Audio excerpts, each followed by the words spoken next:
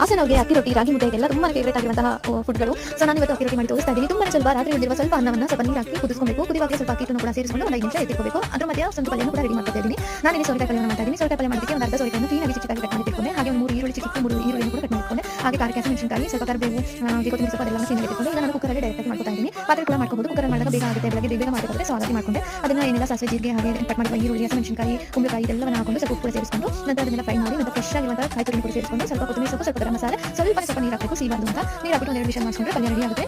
ಇವಾಗ ನಾವು ಆವಾಗಲೇ ರೆಡಿ ಮಾಡ್ತೀವಲ್ಲ ಹಾಕಿದ್ದು ಅದನ್ನು ಕೂಡ ಸ್ವಲ್ಪ ಹಿಟ್ಟನ್ನು ಕೂಡ ಸೇರಿಸ್ಕೊಂಡು ಸ್ವಲ್ಪ ನೀರು ಕೂಡ ಸೇರಿಸ್ಕೊಂಡು ಸರಿಯಾದಂತಹ ಅದರಲ್ಲಿ ಕ್ಲೀನಾಗಿ ಮಿಟ್ಕೋಬೇಕಾಗುತ್ತೆ. ಮಿಟ್ಕೊಂಡಾದ್ಮೇಲೆ ಈ ತರ ಕ್ಲೀನಾಗಿ ತೊಳ್ಕೊಬೇಕು. ಅಕ್ಕಿ ರೊಟ್ಟಿನ ತುಂಬಾ ಜನ ಬೇರೆ ಬೇರೆ ತರ ಮಾಡ್ತಾರೆ. ನಾವು ಹಾಸನವರು ಈ ತರ ಅಕ್ಕಿ ರೊಟ್ಟಿಯನ್ನು ಮಾಡೋದು ಈ ತರ ಕ್ಲೀನಾಗಿ ತೊಳ್ಕೊಂಡು ಡೈರೆಕ್ಟ್ ಆಗಿ ಹಂಚ್ಕೊಂಡು ಹಾಕೊಂಡು ನೀಟಾಗಿ ಬೇಯಿಸಬೇಕಾಗುತ್ತೆ. ಈ ತರ ಬೇಯಿಸುವಾಗ ನೀಟಾಗಿ ನೀರೆಲ್ಲ ಸವರ್ಬಿಟ್ಟು 2 ಕಡೆ ಬೇಯಿಸಬೇಕು. ಈ ತರ ಗ್ಯಾಸಲ್ಲಿ ಮಾಡೋದಕ್ಕಿಂತ ಸೌದೆ ಒಲೆಯಲ್ಲಿ ಮಾಡಿದಾಗ ಅಕ್ಕಿ ರೊಟ್ಟಿ ತುಂಬಾ ರುಚಿಯಾಗಿರುತ್ತೆ. ಇವಾಗ ಕೂಡ ಹಾಸನಲ್ಲಿ ಪ್ರತಿದಿನ ಅಕ್ಕಿ ರೊಟ್ಟಿ ಹಳ್ಳಿ ಕಡೆ ಮಾಡೇ ಮಾಡ್ತಾರೆ. ಪ್ರತಿದಿನ ಬ್ರೇಕ್ಫಾಸ್ಟ್ ಇದೇ ಆಗಿರುತ್ತೆ. ಅಷ್ಟು ಫೇಮಸ್ ಅಕ್ಕಿ ರೊಟ್ಟಿ, ರಾಗಿ ರೊಟ್ಟಿ ಇದೆಲ್ಲ ತುಂಬಾ ಫೇಮಸ್ ಆಗಿರೋದಂಥದ್ದು. ಸೊ ಪಲ್ಯನೂ ತುಂಬಾ